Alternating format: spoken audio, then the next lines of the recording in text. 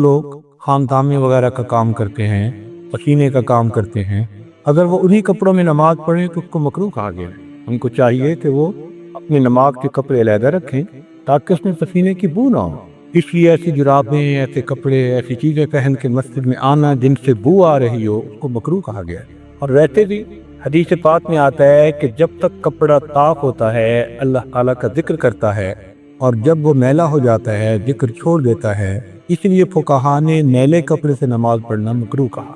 آج کل طہارت کا معاملہ انتہائی ڈھیلا ہے، اور اسی کی وجہ سے پھر عبادات کا اثر نہیں، اس لیے عبادات کا معاملہ بہت ہی جتنی یہ اہم بات ہے نا طہارت کا لحاظ خیال رکھنا، اتنا ہی اس کی طرف سے چشم پوشی کی جاتی ہے کہ اکثر دوستوں نے تو کبھی طہارت سیکھی نہیں ہوتی۔ کیا مطلب؟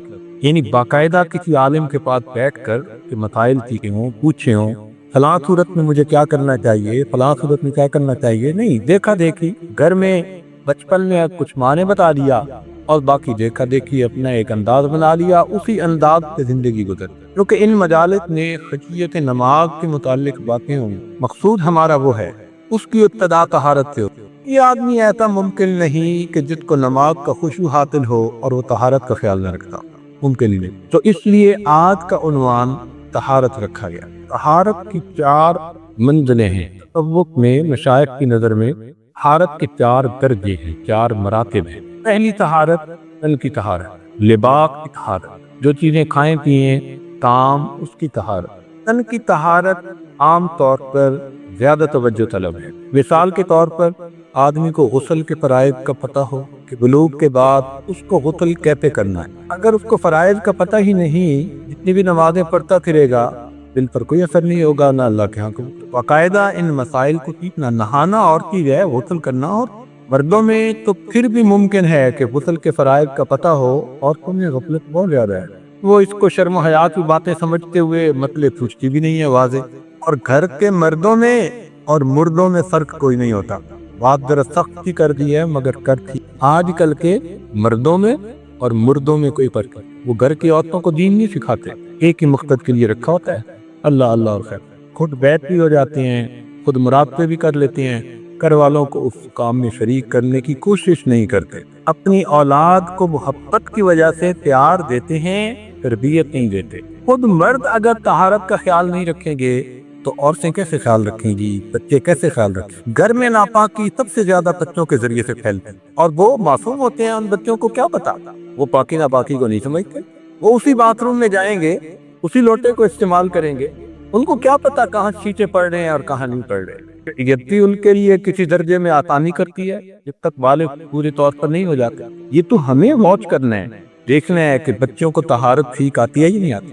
اب آپ یقین سے کہہ سکتے ہیں کہ اس نے اپنے سب بچوں کو غسل استنجا کے مسائل سکھائے ہیں، یا کسی ایسے عالم کے پاس دکھایا ہے کہ جس نے ان کو یہ مسائل سکھائے ہیں؟ وہ بچے گیلے پاؤں کے ساتھ آئیں گے اور پھر اسی مصلے پہ نماز پڑھیں گے جہاں پہ ہم پڑھتے ہیں۔ جب گیلے پاؤں سے مصلے پہ کھڑے ہوئے تو مصلے پہ بھی اس کا اثر آیا۔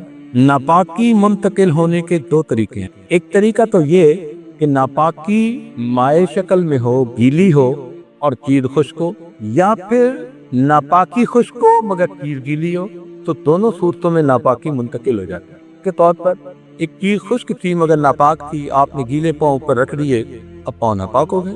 اب ذرا غور کیجئے، عام طور پر گھروں کے اندر جو صفائی کرنے والے ہوتی ہیں، یا تو خادمائیں عورتیں رکھی ہوتی ہیں یا کچھ گھروں میں مرد رکھے ہوتے ہیں۔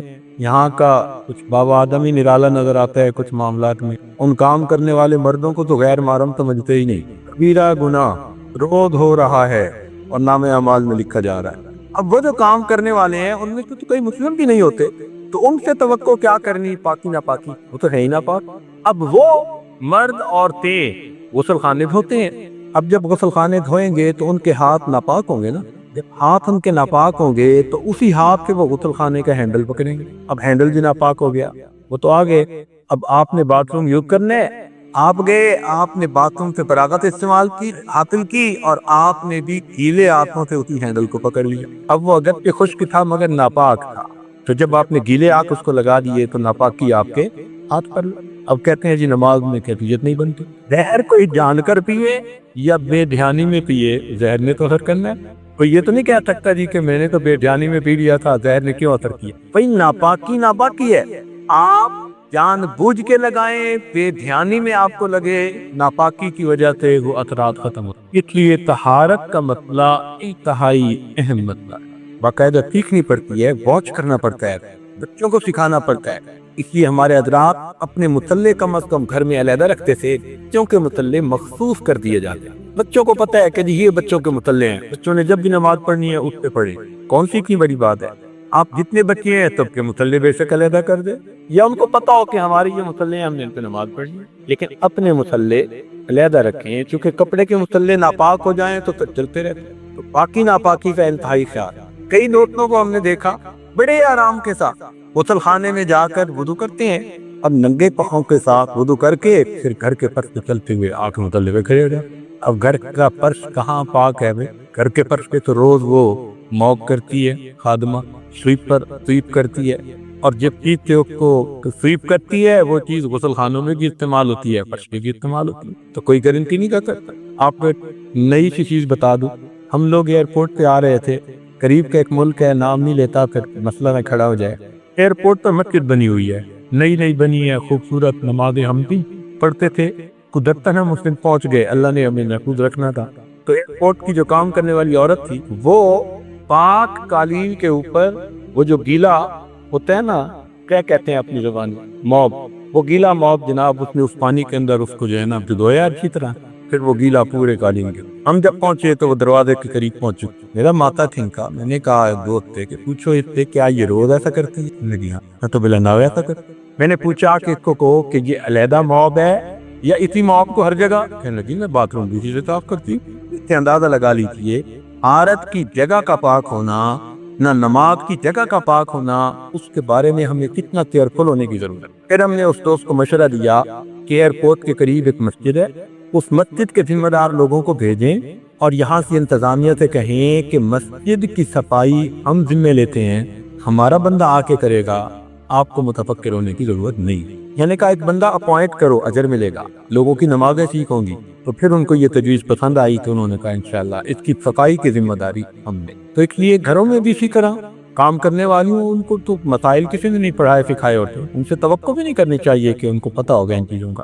تو ناپاکی پھر گھر کی ہر چیز میں ٹرانسفر ہوتی چلی جاتی ہے۔ تو بدن کا پاک ہونا، اس کے مسائل سیکھنے پڑتے ہیں۔ عورتوں میں عام طور پر بالوں کے کھولنے کے معاملے میں سستی ہوتی ہے، چلو، لیکن ان کی جو یہ چھوٹی رنگ وغیرہ پہنتی ہیں یا کچھ ناک میں پہن لیتی ہیں یا ادھر پہنتی ہیں، ان کو بھی ٹھیک طرح سے ہلا کے پانی نہیں پہنچاتی، حالانکہ وہاں بھی پانی کا پہنچانا فرض ہوتا ہے۔ انہوں نے نہا تو لیا لیکن وہ جو جگہیں ہیں یا وہ جو جسم کے سوراخ ہیں ان میں پانی نہیں پہنچاتا اس طرح سے، اور کئی جگہوں پر تو نیل پالش لگا لیتی ہیں، ویسے ہی کام چوڑ ہو جاتا ہے۔ نیل پالش یا لپسٹک ان کی تہ چڑھ جاتی ہے، اس لیے اگر یہ لگی ہوئی ہوگی تو نہ غسل ہوگا نہ انسان کا غسل۔ اور عورتوں کی جہالت کا یہ حال ہے اس وقت کہ میں ایک ملک میں تھا، مسجد کے متولی صاحب نے یہ واقعہ خود سنایا، بڑا شہر نہیں تھا، ذرا دیہات تھی، لیکن مسجد کا متولی نیک بندہ تھا، اچھا بندہ تھا، رو رہا تھا بیٹھا ہوا۔ پوچھا کیا ہوا؟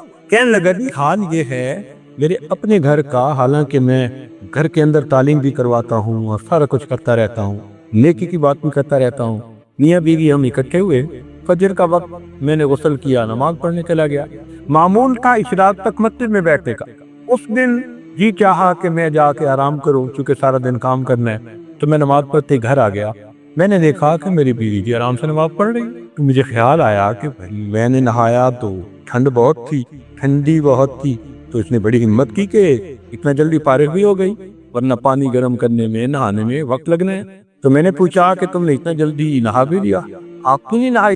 کہنے لگی میں کوئی فکر غیر مرد کے پاس گئی، میں ناپاک ہوئی، تب پتہ چلا محنت کی، پتہ چلا جب سے شادی ہوئی اس وقت سے لے کے اب تک وہ عورت یہ سمجھتی تھی کہ غیر مرد کے ساتھ اکٹھے ہوں ناپاک ہوتے ہیں اپنے خامد کے ساتھ۔ اس لیے بچیوں میں طہارت کے مسائل، اسی تو ہم کہتے ہیں کہ بچیوں کو کیوں نہیں عالمہ فاضلہ بناتے، ان کو کیوں نہیں دینی تعلیم دیتے۔ میرے دوستو، کسی آدمی کے دو بچے ہوں نا، ایک بیٹا اور ایک بیٹی، اور اس کی حیثیت اتنی ہو کہ دو میں سے ایک کو دین کی تعلیم دے سکتا ہے، اس کو چاہیے کہ بیٹی کو تعلیم پہلے، اس لیے کہ مرد پڑھا، فرد پڑھا، عورت پڑھی، خاندان۔ اور آج کل بچیوں کی تعلیم کی طرف سے بہت ہی غفلت ہے، بہت غفلت۔ ہمارے حضرات تو خود پڑھایا کرتے ہیں۔ درمیان میں ایک واقعہ یاد آ رہا ہے، آپ کو جلدی تو نہیں نا؟ ہمارے حضرت رحمۃ اللہ علیہ کو قاری محمد طیب رحمۃ اللہ علیہ نے واقعہ سنایا حضرت اقدس نانوتوی رحمۃ اللہ علیہ کے بارے میں۔ فرماتے ہیں کہ دادی اماں نے یہ واقعہ سنایا، یعنی قاری طیب صاحب نے خود یہ دادی اماں سے۔ حضرت نانوتوی رحمۃ اللہ علیہ کی شادی ایک نواب صاحب کی بیٹی سے ہوئی۔ نانوتوی رحمۃ اللہ کے عاشق صادق تھے، بہت عقیدت محبت تھی، اور انہوں نے بڑی چاہت سے بیٹی کا رشتہ ان کے ساتھ کیا۔ اور جب رشتہ کیا تو اس زمانے میں 1,00,000 روپے کے زیور بنوا کر بیٹی کو دیے۔ اس زمانے میں جب استاد کی تنخواہ 3 روپے 2 روپے۔ اب حضرت نانوتوی رحمۃ اللہ علیہ جب پہلی رات اپنی اہلیہ کے پاس پہنچے، سلام کیا اور پھر فرمایا کہ دیکھو، نکاح کا مقصد ہے میں نے آپ کے ذریعے گناہوں سے بچنا ہے اور آپ نے میرے ذریعے سے گناہوں سے، میں نے آپ کے ذریعے گناہوں سے بچنا ہے اور آپ نے میرے ذریعے سے گناہوں سے بچنا ہے۔ ہن لباس لکم وانتم لباس لہم۔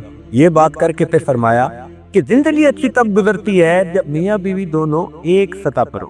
اب میں فقیر اور آپ امیر، میں ساری زندگی محنت کروں تو آپ کی طرح مالدار نہیں بن سکتی، آپ اگر میری طرح بننا چاہیں تو ابھی بن سکتی۔ اہلیہ صاحبہ نے کہا ہاں میں بننا چاہتی ہوں۔ سمان لگے کہ یہ جو ترکیہ کا جہاد ہے نا، اس وقت جہاد تھا کہ تم یتن سارا زیور مجاہدین کی طرف بھیج دو، اجر بھی ملے گا اور پھر میں اور آپ ایک رنگ میں ہو جائیں۔ لدی اہلیہ صاحبہ نے سارے زیور اتار کے دیے، حضرت نے صبح رومال باندھ کے مجاہدین کو بھجوایا۔ اب ایک دن گزرا تو عورتوں میں عادت ہوتی ہے، یہ عام طور پر دلہن کو دیکھنے آتی ہے۔ ایک بڑھیا فتنے کی پڑیا وہ کہیں سے دلہن دیکھنے آ پہنچی۔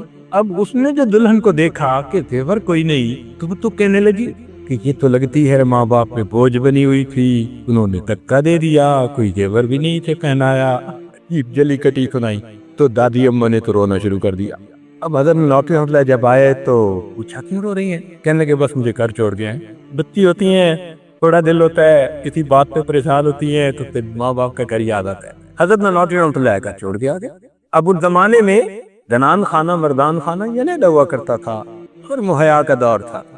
مرد ضرورت کے وقت جاتے تھے عورتوں کی سائٹ پر، ورنہ ہر وقت کا بیٹھنا اٹھنا نہیں تھا جیسے آج کے زمانے میں ہو گیا۔ ایک دن کے بعد جب نواب صاحب نے عورتوں کی طرف، گھر کی عورتوں کی طرف آئے تو بیٹی کو دیکھا تو حیران ہوئے کہ بیٹی کب آئی؟ پتا چلا 2-3 دن ہو گئے، تو شادی کوئی تو اتنے دن ہوئے ہیں۔ پھر اہلیہ نے ان کی بات سنائی کہ بیٹی تو اس لیے آئی ہے کہ بھائی زیور تارے دے دیے، اور وہاں کی عورتیں جلی کٹی سناتی تھی۔ انہوں نے کہا یہ کون سی اتنی بڑی بات ہے؟ نواب صاحب نے 1,00,000 روپے کے اور زیور بنوا کر بیٹی کو دیے اور پھر خود چھوڑ کے آئے، خود چھوڑ۔ حضرت نانوتوی رحمۃ اللہ علیہ جب مدرسے سے گھر آئے، اہلیہ آئی ہوئی تھی، جب ملاقات ہوئی تو حضرت نے فرمایا خدا کی بندی، میں نے تو اس لیے کہا تھا کہ ایک سطح پر ہوں تو میاں بیوی کی زندگی اچھی گزرتی ہے، میں نے مجبور تو نہیں کیا تھا، آپ نے خواہ مجھے اپنے والد کے سامنے رسوا کیا۔ میں نے تو یہ کہا تھا کہ یہ سانپ بچھو ہیں، تم کیا کرو گی؟ اب ان کی بات میں توجہ تھی۔ دادی صاحبہ نے فرمایا کہ حضرت کے جب یہ لب منہ سے نکلے نا کہ یہ سانپ بچھو ہیں، تو فرماتی ہیں مجھے محسوس ایسے ہونے لگ گیا کہ یہ سانپ ہیں، یہ بچھو ہیں جو میں نے پہنے ہیں۔ کہنے لگی اتنا میرے اوپر یہ کیفیت ہوئی، میں نے تو نوچنا شروع کر دیا، نکالنا۔ حضرت فرماتے ہیں نا نا نا نا، اور میں سب زیورات کو توڑ رہی ہوں، نکال رہی ہوں، اتار رہی ہوں، حتیٰ کہ بدن سے سارے زیور اتار کر میں نے کہا حضرت یہ سانپ بچھو ہیں، ان کو بھی بھیج دو، آج کے بعد میں نام نہیں۔ حضرت نے اگلے دن وہ بھی مجاہدین کو بھجوایا۔ اس کے بعد دادی صاحبہ جو تھی انہوں نے حضرت نانوتوی رحمۃ اللہ علیہ سے پڑھنا شروع کر دیا۔ پڑھتے پڑھتے اتنا پڑھا، قاری محمد طیب رحمۃ اللہ علیہ نے خود فرمایا میں نے ان دادی صاحبہ سے مشکات شریف کو سبکن پڑھا۔ ہمارے اسلاف گھر کی عورتوں کو اس طرح بنایا ہمارا گھر، جس کو الف با کا بھی پتہ نہیں تھا، ان کے جو عورتیں اپنے ہاتھوں سے بنائی۔ یہ کہ اس میں 3 سائیکل ہے نا مشین میں، آٹومیٹک پانی آئے اور 3 سائیکل، اتنا پیور اتنا صحیح وہ سفید کر دیتی ہے کہ ایک قطرہ پانی نہیں رکھ دیتا۔ 2 بندے مل کے بھی کپڑے کو نچوڑے تو اتنا نہیں نچوڑ سکتے جتنا مشین نچوڑ دیتی، اور اگر 3 مرتبہ وہ رنس کرتی ہے تو الحمدللہ کپڑے بالکل پاک، تو اپنی سکتا۔ ہاں، اس کو نکال کے پھیلانے والی عورت اپنے ہاتھوں کا خیال رکھتی۔ اب کیا کرتی ہیں کہ کپڑے تو پاک دھل گئے، لیکن اٹھا کے پھیلانے والی گھر کی نوکرانی، اب وہ انہی ہاتھوں سے پاک کپڑوں کو لے جا کے پھیلا رہی۔ پھر وہ اس طرح کو تو آپ پورے پروسیس پر نظر ڈالیں. درمیان میں مشین نے تو کپڑے دھو دیے، 3 مرتبہ پاک کر دیے، رنس کر دیے، بالکل صحیح، لیکن ہم کن ہاتھوں سے اس کو لے جا کے لٹکا رہے ہیں، کس جگہ پر لٹکا رہے ہیں، ان کا خیال رکھنا. عورت کو بتانا پڑتا ہے، ان کو سمجھانا. اپنے کھانے پینے کی چیزوں کا خیال رکھنا. کچن کے اندر بھی پاکی ناپاکی کا بڑا مسئلہ بنتا ہے، اور اگر کام کرنے والی یہ دوسری عورتیں ہوں تو ان بیچاریوں کو کیا پتا، وہ چیز نیچے گرے گی، اسی ہاتھ سے اٹھا کے اس کو اوپر رکھ دیں. اور اچھے اچھے دوستوں میں برتنوں کے تلوے کے بارے میں کوئی احساس ہی نہیں ہوتا کہ یہ بھی ناپاک ہوتے ہیں. برتنوں کے تلوے کو ہمیشہ مشکوکی سمجھیں. آپ کو نہیں پتا وہ کس جگہ پر رکھے گئے. اور دوست کیا کرتے ہیں کہ گھر سے کھانا لے کے آئے اور ٹرے کو اوپر رکھ دیا دسترخوان پر. یہ سب سے بڑی غلطی ہے. ٹرے اوپر رکھنے کی کیا ضرورت ہے؟ ٹرے کو رکھے سائیڈ پر، اور جو اندر برتن پڑے ہیں وہ اٹھا کے رکھیں دسترخوان پر. ٹرے تو انہوں نے فرش پر رکھا ہوگا، ٹرے تو زمین پر رکھ دیا ہوگا. ٹرے کے تلوے کا کس کو پتا کہ توفیق پاک ہے. برتنوں کے تلووں کے بارے میں ہمیشہ نظر رکھیں کہ کس کس برتن کے تلوے پاک رہتے ہیں اور کہاں ناپاک ہو سکتے ہیں، ان کا خیال رکھیں. عورتیں اگر طہارت کے صحیح مسائل کا خیال نہ رکھنے والی ہوں اور ہر وقت ان کے ذہن پہ طہارت کی فکر نہ رہے تو وہ کئی مرتبہ چیزیں دھو کر آدھی پاک اور بعض دوسری چوڑ ہو جاتا ہے مسئلہ. اس لیے ان کے کھانے سے پرہیز کریں. حت الوطا، کوئی سفر ہو یا کوئی عذر ہو تو ایک شرعی چیز، وگرنہ حت الوطا کوشش کریں کہ باہر کی بنی پکی ہوئی چیز ہر گرد مت کھائیں. کچھ نہیں تھا کہ سال میں وہ چیز بنائی پکائی گئی. لوگوں کو چائنیز کھانے کا شوق ہوتا ہے. ذرا پکانے والوں کے کمرے میں جا کے دیکھا کریں نا کہ وہاں پک کیسے رہا ہوتا ہے. آپ اس کے بعد توبہ کر لیں اور اس جگہ پر جانا سوچ. اور پھر کئی لوگ تو غیر مسلموں کے ہوٹلوں میں جاتے ہیں، جن میں میکڈونلڈ پہ جانا ہے، KFC سے جا کے مرغی کھانی ہے. یہ غیر مسلموں کے جتنے بھی ہوتے ہیں نا، بالکل اس کا یقین مت کیجیے. اللہ اکبر. ہمارے واشنگٹن میں ایک طالب علم تھا، ناظرے کا. ہمارے دوست ہیں ڈاکٹر صاحب، MBBS ڈاکٹر ہیں. ان کا بیٹا بہت انٹیلیجنٹ لڑکا، اسکول میں کلاس میں فسٹ آنے والا، پریزیڈینشل ایوارڈ کے لیے اس کا نام بھیجا گیا. لیکن ہمارے مدرسے میں ایک سال میں اس نے ایک پارا بھی نہ پڑھا، تاکہ دوسرا سال گزر گیا پھر بھی ایک پارا. ایک دن ہم لوگ جائزہ لے رہے تھے طلباء کا، تو جب ہمارے سامنے یہ بات آئی کہ باقی سارے بچے نارمل پڑھ رہے ہیں، یہ بچہ کیوں ایسا ہے کہ بھئی 2 سال میں ایک پارا. اب ناظرہ ہم نے استاد کو بلایا. اس نے آ کر کہا جناب میری محنت میں کوئی شک نہیں، کلاس کے بچوں سے پوچھ لیجئے، میں اس کو ایکسٹرا ٹائم بھی دیتا ہوں، پڑھاتا بھی ہوں. مسئلہ یہ ہے کہ یہ بچہ آگے چند سے پڑھتا ہے پچھلے بھول جاتا ہے، تو پھر شروع کرواتے ہیں، پھر آگے پڑھتا ہے پھر پیچھے سے بھول جاتا ہے. ہماری تو سمجھ سے باہر ہے. جتنی محنت اس پر کی، اگر میں اتنی محنت 10 بچوں پر کرتا تو وہ قرآن پڑھ جاتا. مجھے نہیں سمجھ کے اس کو کیا ہے. بچے کو بلایا، بچے نے کہا جناب میرے پڑھنے میں بھی کوئی شک نہیں ہے، کلاس کے بچوں سے پوچھ لیجئے، میں جب آتا ہوں اس وقت سے لے کر آخری وقت تک مستقل پڑھتا رہتا ہوں، نہ شرارت کرتا ہوں نہ مذاق کرتا ہوں. مجھے خود احساس ہے کہ مجھے پڑھنا چاہیے. مجھے سمجھ نہیں آتی، میں اپنے اسکول میں اتنا انٹیلیجنٹ ہوں کہ میرا نام جو ہے اسکالرشپ والوں میں ہے، اور یہاں پر میں آگے چند صفحے پڑھتا ہوں بھول جاتا ہوں. مجھے سمجھ نہیں. ہمیں اور زیادہ فکر ہوئی کہ بھئی جب استاد بھی پڑھا رہا ہے، بچہ بھی پڑھ رہا ہے، تو پھر کہیں نہ کہیں تو مصیبت ہے. خیر متفکر رہے، اللہ سے دعا مانگ کے رہے. الحمدللہ اللہ تعالیٰ نے اگلے دن تہجد کے بعد ایک بات دل میں ڈالی. اس طرح قدر ہو گیا کہ ہاں کوئی نہ کوئی گڑبڑ ایپی تھی. اگلے دن ہم نے بچے کو بلایا اور بلا کر پیار سے پوچھا کہ بچہ بتاؤ کہ تم کیا کیا کھاتے ہو، کہاں کہاں کھاتے ہو. اب جب اس سے پوچھا تو اس نے جناب 6-7 امریکن ہوٹلوں کے نام، ریسٹورنٹ کے نام دے کہ وہاں کی فش اینڈ چپ پسند ہے، اور فلاں جگہ کی جو ہے وہ چکن نگٹ پسند ہے، اور فلاں جگہ کا پیزا پسند ہے. پتہ چلا کہ شام کا کھانا گھر میں پکانے کی عادت ہی نہیں تھی. ماں باپ بچوں کو لے جا کے انہی جگہوں پہ کھانا کھا کے. اب ہم نے اگلے دن کہا کہ جی والدین کو لے کے آؤ، ماں کو بھی باپ کو بھی، دونوں کو لے کے آگے. ہمارے دوستوں میں سے تھے، تعلق والوں میں سے تھے، سکتے میں بیٹھ بھی تھے، اور حلال کا خیال رکھنے والے تھے، نیک بندے تھے. یہ نہیں تھا کہ کوئی شرابی کبابی بدماش تھے، نہ نہ، اچھے لوگ تھے، نمازی تھے. اب آگے ہم نے انہیں کہا کہ جی دیکھو سیریس پرابلم ہے، ہم آپ سے ڈسکس کرنا چاہتے ہیں. 2 سال ہمارے استاد نے آپ کے بچے پر محنت کی، آپ کے بچے نے بھی محنت کی، لیکن ایک پارا بھی اس کا مکمل نہیں. اس کا مطلب ہے کہ something is seriously bad somewhere. کہاں ہے تو صحیح کوئی مسئلہ. ہم نے کہا وہ مسئلہ یہ ہے کہ آپ اپنے بچے کو حرام کھلا رہے ہیں، اور حرام سے جو گوشت بنتا ہے وہ کبھی اللہ کے نور کو قبول نہیں کرتا. اس لیے محنت بیکار ہے. 2 راستے ہیں. بچے کو قرآن ہمارے پاس پڑھانا ہے تو ادھر جانا بند کر، اور ادھر جانا بند نہیں کر سکتے تو پھر بچے کو اپنے ساتھ لے جاؤ، ہم اپنا وقت مزید اس کے اوپر نہیں رکھتے۔ جب دو بات کہی تو وہ کہنے لگے جی بچے کو قرآن تو پڑھانا ہے۔ انہوں نے وعدہ کیا کہ آج کے بعد ہم اپنے گھر پکائیں گے اور ہمیشہ گھر کا پکا کھانا بچوں کو کھلائیں گے۔ بچے کو گھر کا کھانا ملنا شروع ہوا، بچے نے اگلے 1 سال کے اندر پورا قرآن مجید مکمل پڑھ لیا۔ لوگ کہتے ہیں جی اولاد ہماری بات نہیں مانتی، یہاں فرمان بن گئی ہے جی آپ نے حلال تو کمایا، ہو سکتا ہے زکوٰۃ نہ نکالی ہو تو حلال مال بھی ناپاک ہو گیا، ہو سکتا ہے آپ نے زکوٰۃ نکالی ہو سود شامل کیا ہو سکتا ہے آپ نے باقی ساری احتیاطیں کی ہو، بچوں نے اس مال سے ایسی چیزیں خرید کے کھائی ہوں کہ جو حرام چیزیں ان میں شامل ہو، تو اس لیے ان تمام چیزوں کا خیال رکھنا پڑتا ہے۔ اینڈ ریزلٹ تو یہ ہے نا کہ پیٹ میں کیا جا رہا ہے، اگر پیٹ میں پہنچنے سے پہلے کہیں نہ کہیں اس میں کوئی خلاف شرع چیز آ گئی تو اطراف تو حرام کی مرتب ہوں گے۔ اس لیے جو ٹشو انسان کا حرام مال سے ناپاک کھانے سے بنتا ہے وہ ٹشو عبادت میں کبھی مزہ نہیں پاتا، اس میں نہ کرنے کی طلب پیدا ہوتی ہے۔ اس لیے آپ اولاد کو حلال پاکیزہ مال کھلائیے، کھانا کھلائیے، اور حلال کی برکت اپنی آنکھوں سے دیکھیے۔ اس لیے ذکر و سلوک میں رزق حلال اور صدق مقال، ان دو چیزوں کی بڑی اہمیت، رزق حلال اور صدق مقال، دو چیزوں کی بہت اہمیت۔ اس کی اتنی اہمیت ہے، ایک واقعہ جو ہماری کتابوں میں لکھا ہے، حضرت مجدد علی ثانی رحمۃ اللہ علیہ کے ایک بیٹے تھے جن کا نام تھا محمد معصوم۔ پیدائش کے پہلے حضرت کو الہام ہوا اللہ تعالیٰ کی طرف سے کہ ہم آپ کو ایسا بیٹا دیں گے جو پوری زندگی کبیرہ گناہ نہیں کرے گا، اللہ کی حفاظت رہے گی، ایسا پاکیزہ بیٹا، غلامن تقیّا۔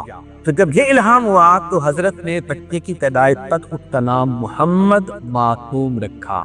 یہ بچہ ایسا تھا رمضان المبارک کے دنوں میں بھی اپنی والدہ کا دودھ نہیں کیا کرتا تھا، شیر خارجی کے زمانے میں، حتیٰ کہ اس سال عید کا چاند دیکھنے میں اختلاف ہوا تو حضرت مجدد علی ثانی رحمۃ اللہ نے عید کی نماز پڑھ لی۔ کسی نے پوچھا کہ جی پتہ نہیں روزہ نہ ہو کہیں، اختلاف جو ہے کچھ لوگوں نے رکھا ہے کچھ نے افطار کیا۔ حضرت نے بچے کو بھیجا کہ جاؤ پوچھو محمد معصوم نے دودھ پیا یا نہیں، تو گھر والوں نے بتایا کہ پورا رمضان کبھی نہیں پیا، آج دن میں اس نے دودھ پی لیا۔ فرمایا الحمدللہ آج افطار کا دن ہے، میرے بیٹے نے بھی افطار۔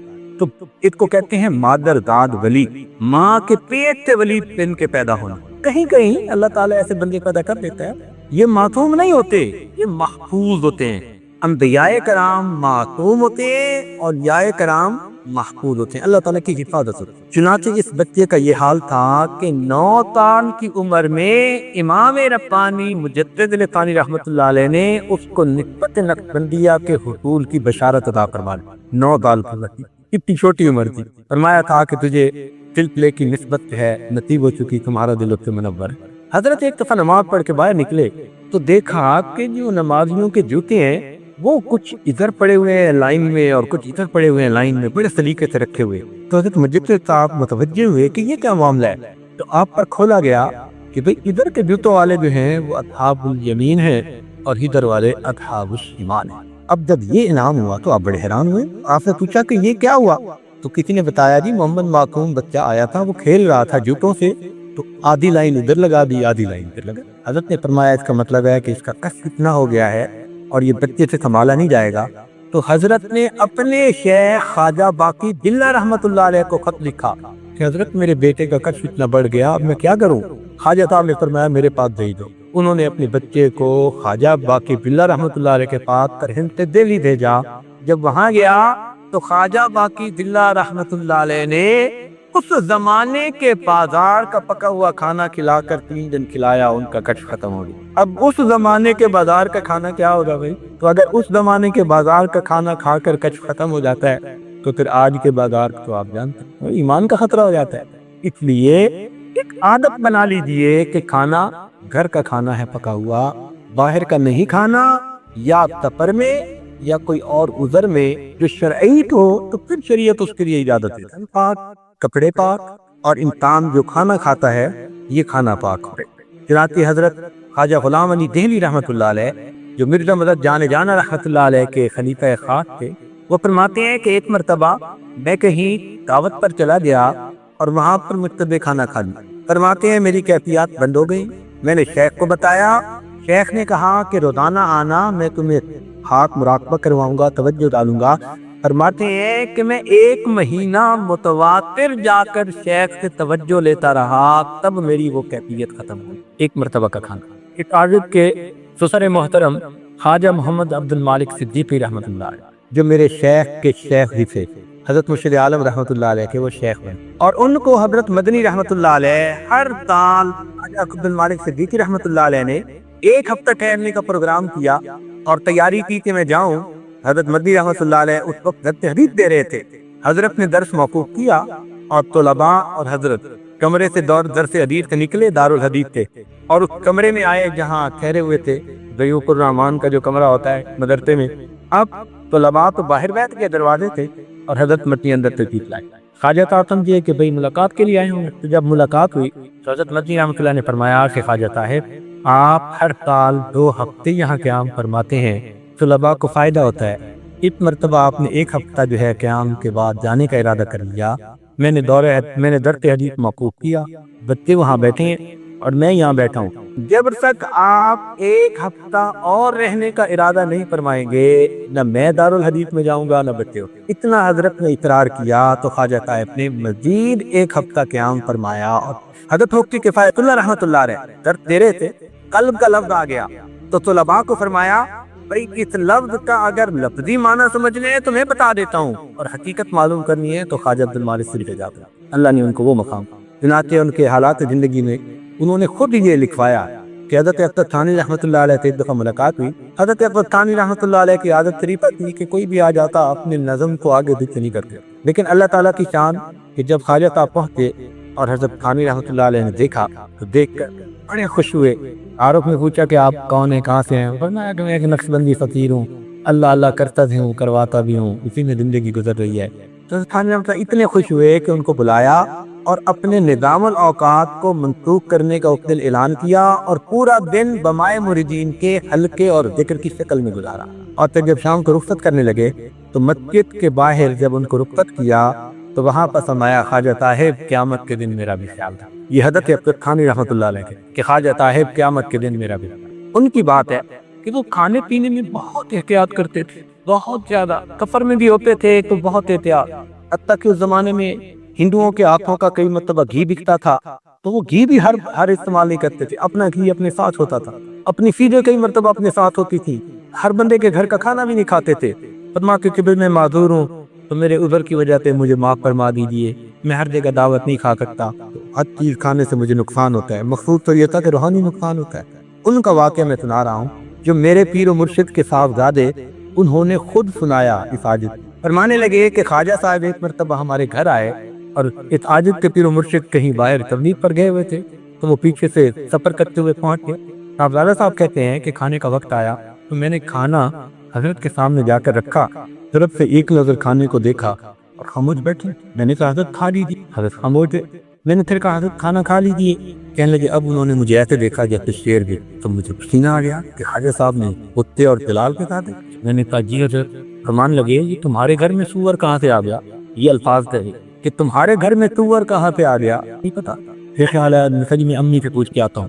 کہنے لگے میں بھاگا وہ اندر گیا اور میں نے کہا اماں وہ حضرت تو کھانا نہیں کھا رہے اور فرما رہے ہیں تمہارے گھر میں سور کہاں سے آ گیا؟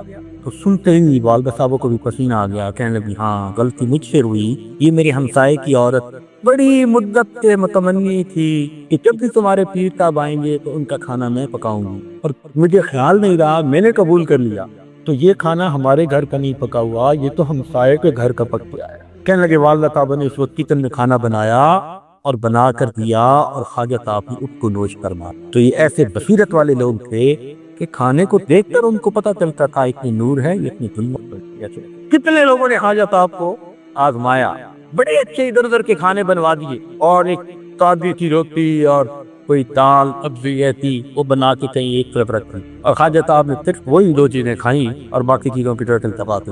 ہمارے قریب کے زمانے کے بزرگ حضرت مولانا احمد علی لاہوری رحمۃ اللہ علیہ، الحمدللہ اللہ نے ان کو بھی عجیب شان دی، فائدہ کرتے، حتیٰ کہ فرما دیا کرتے تھے کہ مجھے اگر کھلانا ہے تو فلاں جگہ جو پھل پڑے ہیں وہ ان کی بیچ بھی کوئی ہے، تم وہ لے کے آؤ میں وہ کھاتا ہوں۔ اور فرمایا کرتے تھے کہ میرے پاس جو بندہ 40 دن رہے اور میرا بتایا ہوا کھانا کھائے 40 دن کے بعد اس کو ولایت کا نور نہ حاصل ہو تو مجھ پر حقیقت کہتے تھے 40 دن رہو میرے پاس، کھاؤ وہ جو میں بتاؤں گا، بھئی یہ کھاؤ یہ کھاؤ یہ کھاؤ، فرماتے تھے 40 دن وہ حلال کھانا تمہارے دلوں کے اندر ولایت کا نور پیدا کرے گا۔ تو ہمارے حضرات نے کھانے بہت خیال رکھا ہے، بہت خیال رکھتا ہے اس بات کا۔ حضرت مرزا مدد جان رحمۃ اللہ علیہ کا واقعہ کو کتابوں میں لکھا ہے، ایک آدمی انگور لے کے آیا تو اسے پیش کیے، حضرت نے جو اٹھائے تو رکھ دی، اس نے کہا حضرت کھا لیجیے، فرمایا جی مردوں کی بو آ رہی ہے، مردوں کی بو آ رہی ہے۔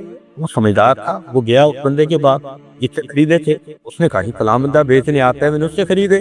جب اس کے پاس گیا تو پتا چلا کہ اس نے قبرستان میں انگوروں کی بیلیں لگائی، قبرستان میں انگوروں کی بیلیں اگائی ہوئی تھی، ان پر انگور لگے تو خواجہ صاحب نے اٹھائے اور کہنے لگے کہ مردوں کی بو آ رہی ہے۔ یہ فراست کی اللہ تعالیٰ عطا فرما دے، اس لیے ہمیں احساس نہیں ہوتا، لیکن کھانے پینے میں حلال پاکیزہ کھانے کا ہونا یہ انتہائی ضروری ہے۔ اب جب تک آپ اس کا خیال نہیں رکھیں گے نماز کی حضوری نصیب نہیں ہوگی، بتاؤ وقت جان نہیں چھوٹے گی۔ آپ کہیں جی میں تو بڑی کوشش کرتا ہوں مجھ کو جان چھوٹے، بھائی اگر مقام احسان والی نماز پڑھنی ہے، اگر اولیاء والی نماز پڑھنی ہے، اگر اکابرین والی نماز پڑھنی ہے تو اس کی پریپریشن کرنی پڑے گی، اور یہ اس کی پریپریشن گراؤنڈ پریپیئر ہوتا ہے۔ اس لیے بدن کا پاک ہونا، کپڑوں کا پاک ہونا، کھانے کا پاک بھی ہونا، حلال بھی، یہ طہارت کی پہلی قسم اور پہلا درجہ، یہ طہارت کا، یہ بات آپ کو اچھی طرح کلیئر ہو گئی ساری۔ طہارت کا پہلا درجہ کتنی چیزیں عرض کی تاجت میں پھر بتا سکتی ہیں، بدن کا پاک ہونا، لباس کا پاک ہونا، اور جو کھانا کھایا جا رہا ہے وہ حلال بھی ہو، اور اس کی تفصیلات اس لیے کر دی کہ تاکہ آپ کے سامنے۔ طہارت کا دوسرا درجہ اپنے جسم کے اعضاء کو گناہوں سے پاک کرنا۔ طہارت کا دوسرا درجہ کیا ہے؟ جسم کے اعضاء کو گناہوں سے پاک کرنا۔ دیکھیں پہلی جو قسم تھی وہ ظاہری نجاست کے بارے میں تھی، اور اب جو بتا رہے ہیں یہ باطنی نجاست کے بارے میں۔ یہ باطنی نجاست کی تو ہوتی ہے، تبھی تو فرمایا انما المشرکون نجس، کہ مجرم مشرک نجس ہوتے ہیں۔ اب وہ نہات ہو کے تھی غسل خانے سے نکلے پھر بھی نجس، اس لیے کہ نجاست حکمی ہے، سمجھے؟ ایک نجاست ظاہری ہوتی ہے، ایک نجاست حکمی ہوتی ہے۔ تو جب انسان گناہوں کا مرتکب ہوتا ہے تو جس عضو سے گناہ کیا وہ خود گویا ناپاک ہو گیا، اس پر نجاست اللہ والوں کو اس سے پتہ چلتا ہے۔ اس لیے سیدنا عثمان غنی عنہ کے پاس ایک آدمی آیا اور راستے میں اس کی نگاہ غیر محرم پر پڑ گئی تھی، تو آپ نے فرمایا ما بالکم، لوگوں کو کیا ہو گیا کہ بے محابہ ہمارے پاس چلے آتے ہیں اور ان کی نگاہوں سے زنا کرتے ہیں۔ اللہ تعالیٰ یوں یقین تو اعضاء کو گناہوں سے، گناہوں کو بچانا، جب بھی گناہ کیا گیا کسی ان سے بس یوں سمجھیے کہ وہ جسم کا عضو ناپاک ہو اور اس کے اقرار پر بو ہوتی ہے۔ یہ تو حدیث پاک میں بھی آتا ہے کہ جب بندہ جھوٹ بولتا ہے تو اس کے منہ سے اتنی بو نکلتی ہے کہ فرشتے اس سے تھوڑی دیر کے لیے دور ہو جاتے ہیں۔ یہ بھی حدیث پاک میں آتا ہے کہ جب موت کے فرشتے آتے ہیں بندے کی روح نکالنے کے لیے تو وہ اس کے جسم کے اعضاء کو سونگھتے ہیں۔ اگر اعضاء سے اس نے گناہ کیے ہوں گے تو ان اعضاء کی ان کو بو محسوس ہوتی ہے، اور جب بو آتی ہے وہ سمجھ لیتے ہیں کہ یہ نافرمان تھا، پھر اس کی پٹائی شروع۔ اور جو انسان پاکیزہ زندگی گزارنے کا عادی ہو اس کے جسم سے ایک خوشبو محسوس ہوتی ہے، اس لیے نبی علیہ السلام کے جسم اطہر سے خوشبو آتی ہے۔ حضرت انس رضی اللہ عنہ نے روایت تھی ما شممت مکم ولا عنبرۃ اطیب من ریح رسول اللہ صلی اللہ علیہ وسلم، کہ میں نے کوئی مشک اور عنبر نہیں سونگا مگر نبی علیہ السلام کے جسم اطہر کی خوشبو اس سے بھی زیادہ خوشبودار ہوا کرتی۔ مدینہ کی عورتیں نبی علیہ السلام کے پسینہ مبارک کو عطر میں ڈالتی تھی، عطر کی خوشبو اچھی ہو جاتی۔ ام سلیم رضی اللہ تعالیٰ عنہ بچوں کو بھیج کر ایک شیشی میں پسینہ جمع کرواتی تھی، اور پھر وہ پسینہ دلہن کی رخصتی کے وقت اس کو لگاتے تھے، اس کے جسم کپڑوں سے کئی دن تک خوشبو آتی جاتی۔ ایک صاحب نے کہا حضرت بیٹی کی شادی کرنی ہے کوئی چیز نہیں، تو آپ نے کچھ تو دے دیا، اور ساتھ فرمایا یہ میرا پسینہ لے جاؤ دلہن کے لیے خوشبو کا کام آئے۔ ایسی اس گھر سے خوشبو آتی تھی کہ وہ گھر والے ہی عطر والوں کا گھر مشہور ہو گیا۔ آپ کرام فرماتے ہیں ہم نبی علیہ السلام کو کبھی ڈھونڈنا ہوتا تو اس راستے سے گزرتے، اس راستے کی مہک سے اندازہ لگا لیتے تھے اللہ دی محبوب کی طرف گئے ہیں۔ تو دیکھا جسم سے کیسی خوشبو، اور یہی خوشبو سیدنا صدیق اکبر رضی اللہ عنہ کے جسم سے نکلتی۔ حضرت عمر رضی اللہ عنہ کی روایت ہے، وہ فرماتے ہیں سیدنا صدیق اکبر کے جسم سے ایسی خوشبو آتی تھی اطیب من ریح المسک، جو کہ مشک کی خوشبو سے بھی زیادہ جو ہے وہ خوشبودار ہوا کرتی۔ اس لیے اللہ والے تو کی نیکی کی زندگی گزارتے ہیں ان کے جسموں سے خوشبو محسوس ہوتی ہے، فرشتوں کو بھی خوشبو آتی ہے۔ اس لیے جو ذکر کرنے والے لوگ ہیں نا، قلبی ذکر، وہ فرشتوں کو پتہ نہیں چلتا، ان کو تو اتنا چلتا ہے کہ خوشبو آئی، وہ لکھتے ہیں نام اعمال میں خوشبو آئی، خوشبو آئی۔ اللہ تعالیٰ قیامت کے دن پوچھیں گے بھائی یہ کیا لکھا؟ اللہ خوشبو آتی تھی، پتہ تو نہیں چلتا تھا ہے کیا؟ اللہ فرمائیں گے کہ میرا بندہ اپنے دل میں مجھے یاد کرتا تھا، فکر کر رہا ہوتا تھا، اب یہ فکر کا بدلہ میں نے دینا ہے۔ اللہ اپنی رحمت کے ساتھ فکر قلبی کا اجر عطا فرمائے۔ تو گناہوں کی وجہ سے آداب ناپاک ہو جاتے ہیں، نیکی کی وجہ سے پھر ان کی نجاست ختم ہو جاتی، دھل جاتی ہے۔ اس کو نجاست حکمی کہتے ہیں۔ ظاہر میں تو بندہ کافر ہوگا، گورا چٹا ہوگا بدن اس کا، مگر پھر بھی نجات ہے، کیونکہ مشرک کو اللہ تعالیٰ نے نجس فرما دیا۔ تو پہلا درجہ ظاہری بدن، کپڑے، کھانا، ان چیزوں کی نجاست سے پرہیز کرنا، اعضاء کو گناہوں کی نجاست سے بچانا۔ یعنی یہ دل میں رکھیں کہ جب بھی غیر محرم پر ہماری بری نظر پڑے گی، ہماری آنکھ ناپاک ہو، زبان سے جھوٹ نکلے گا، ہماری زبان ناپاک ہو، ہاتھ سے ہم نے کسی کے حقوق کو ختم کیا، ہاتھ ناپاک ہو، تو جس عمل سے گناہ کر رہے ہیں وہ ناپاک۔ اب ان اعضاء کو ان گناہوں سے پاک کرنا۔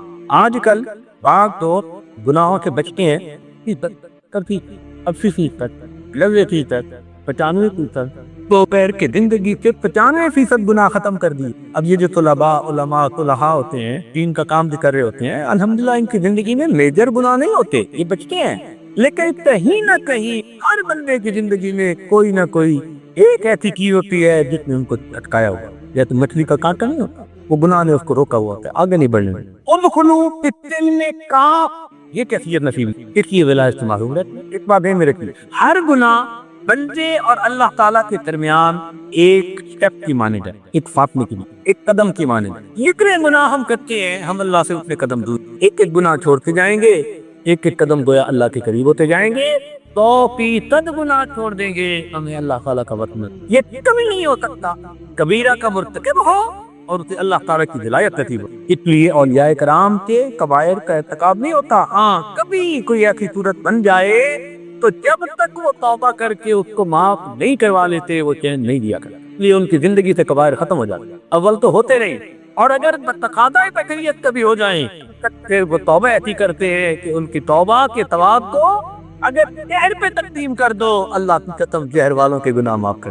طہارت کا پہلا درجہ ظاہری نجاست سے اپنے آپ کو بچانا، طہارت کا دوسرا درجہ باطنی نجاست سے یعنی گناہوں سے اپنے اعضاء کو بچانا۔ مردوں نے عام طور پر آنکھ کے گناہ زیادہ، عورتوں میں عام طور پر زبان کے گناہ۔ ہمارا یہ تجربہ ہے، دیندار عورتیں بھی گول مول ایسی بات کر جائیں گی جو آرام سے، اور بڑے آرام سے جس وقت میں نے گول سی بات کر دی، بھائی وہ جو کہہ رہی ہیں نا آپ میں نے گول سی بات کر دی وہ جھوٹ ہے۔ آج تو وقت کہتا ہے کہ نیک عورتیں، آپ تجربہ کر کے دیکھ لی، ہر آپ کی کوئی بات ہوگی نا، بس میں نے اس کو نہیں پتہ چلے اتنی جھوٹ بول دیا، اس کو پتہ نہ چلے اتنی جھوٹ بول دیا، اس کو پتہ نہ چلے، وہ آپس میں پتہ نہ چلے اس میں پتہ نہیں جھوٹ پہ جھوٹ بول دی۔ عورتوں کے اندر زبان کے گناہ زیادہ، یعنی جھوٹ اور غیبت، اس قسم کے گناہ عورتوں میں عام، اور مردوں میں شرمگاہ کے گناہ عام۔ اور اگر شرمگاہ گناہوں سے بچے بھی صحیح تو اس کی جو مبادیات ہیں، آنکھوں سے گناہ ہونا، کانوں سے گناہ ہونا، تو ہو ہی جائے۔ اس لیے مردوں کو اس سے بچنے کی زیادہ کوشش کرنی چاہیے، عورتوں کو اس سے بھی بچنے کی زیادہ کوشش، اپنے آپ کو گناہوں سے بچانا، اپنے حواس کو گناہوں سے محفوظ، یہ جو اعضاء ہیں ان کو گناہوں سے بچانا، یہ طہارت کی دوسری قسم۔ طہارت کا تیسرا درجہ، دو درجے کون کون سے ہوئے ذرا بتا دیجیے، مجھے تسلی ہو جائے کہ آپ کے ذہن میں یہ چیز، بدن کا پاک ہونا، لباس کا پاک ہونا، کھانے کا پاک اور حلال ہونا، یہ پہلا درجہ، یہ ظاہری نجاست سے متعلقہ چیز ہے۔ دوسرا درجہ کس سے متعلق ہے؟ باطنی نجاست سے، اعضائے جسم کو گناہوں سے پاک کرنا، سر سے لے کے پاؤں تک کوئی بھی عضو ہو اس کو گناہ سے پاک کرنا، یہ طہارت کا دوسرا درجہ۔ طہارت کا تیسرا درجہ، طہارت دماغ التخیلات، اپنے دماغ کو بھی برے منصوبوں سے اور شیطانی شہوانی خیالات سے پاک۔ ایک ہوتا ہے گناہ نہ کر سکنا، ایک ہوتا ہے دل میں گناہ کی ہوس ہونا۔ کسی نے کہا کہ کتنے بری نظر سے کسی غیر محرم کو دیکھا، اپنے دل میں وہ عورت کے ساتھ زنا کر چکا۔ حقیقت تو یہی ہے، جتنے بھی کسی غیر محرم کو شہوت کی نظر سے دیکھا، اپنے دل میں تو وہ اس سے زنا کر چکا۔ قدرت نہ ہونا، موقع نہ ہونا، یہ اور تھی، اس کا دل تو تیار تھا۔ تو اپنے دماغ کو بھی ان تخیلات سے پاک کر لینا۔ اس کی تھوڑی سی تفصیل سن لیجیے۔ خیالات کا آنا برا نہیں ہوتا، خیالات کا آنا برا نہیں ہوتا، خیالات کا لانا اور دل میں جمانا یہ برا ہوتا ہے۔ برے خیال کا دل میں آنا یہ برا نہیں، آتے ہیں اور یہ اللہ کے دل میں جی بتاوت آتے ہیں، مگر انسان کا دماغ جیسے چورافتہ نہیں ہوتا کہ مانند ہونا چاہیے، ادھر کی ٹریفک ادھر، ادھر کی ٹریفک ادھر، گزارتے رہو، جمنے نہ دو۔ خیال ہر طرح کا آئے گا اور یہ اللہ کا ایک بنا ہوا غیبی نظام ہے، یہ فطرت ہے انسان۔ یہ جو خیال بار بار آتے ہیں نا، یہ اللہ کی نعمت ہے۔ خیال کا بار بار آنا یہ اللہ تعالیٰ کی نعمت ہے۔ اگر بار بار خیال نہ آتا تو ہماری زندگی اجیرن ہو جاتی۔ آپ گھر سے نکلے، بیوی نے کہا جی کہ گروسری نہیں ہے اور شام کو افطاری کے لیے سب کچھ بنانا ہے، اور جب باہر نکلے تو آپ کو ایک دوست مل گیا جو 30 سال پہلے مدرسے اسکول میں پڑھتا تھا، آپ بڑے خوش ہیں اور خوش ہو کے اس کے ساتھ باتیں کرنے لگے، اور اگر آپ بھول جائیں کہ میں کس مقصد کے لیے نکلا تھا تو پھر آپ تو اسی کے ساتھ سارا دن جو ہے وہ بیٹھے رہیں گے۔ لیکن آپ اس سے بات کر رہے ہوں گے نا تو تھوڑی تھوڑی دیر بعد دماغ میں خیال آ رہا ہوگا، گروسری پہنچانی ہے، اہلیہ انتظار میں ہوگی، ہر 15 منٹ بعد، ہر 10 منٹ بعد آپ کے دماغ میں بار بار خیال آ رہے ہیں۔ یہ جو خیال کا بار بار آنا یہ اللہ کی نعمت ہے، ورنہ ہم پیچھے بات کو بھول کر اگلی میں لگ جاتے ہیں تو ہماری تو مصیبت ہو جاتی ہے۔ خیال کا بار بار آنا یہ برا نہیں ہے، یہ فطری نظام ہے، مگر اس کا خود لانا تکلفاً اور ذہن میں جمانا اور لطف اندوز ہونا یہ برا۔ اس سے بچنے کی ضرورت، بس خیال آئے اس کو چٹک دی، اپنا خیال نیکی کی طرف، اللہ کی طرف رجوع کی، بس جب آپ خیال کو چٹکتے جائیں گے تو انشاءاللہ آپ پر اس کے اثرات برے نہیں ہوں گے، بلکہ آپ کو اس کی وجہ سے اجر ملے گا کہ برے خیالات کو آپ نے خوش کر دیا، ذہن سے نکال دیا۔ اس کو کہتے ہیں طہارت دماغ از تخیلات، سوچ بھی پاک رہے۔ ایسے کئی مرتبہ بہت سوچ میں گند ہوتا ہے، بہت گند ہوتا ہے، اللہ میں کیا بتاؤں۔ ایک صاحب نے مجھے خط لکھا کہ ایک مرتبہ میں نماز بھی پڑھ رہا تھا اور نماز پڑھنے کے دوران کبیرہ گناہ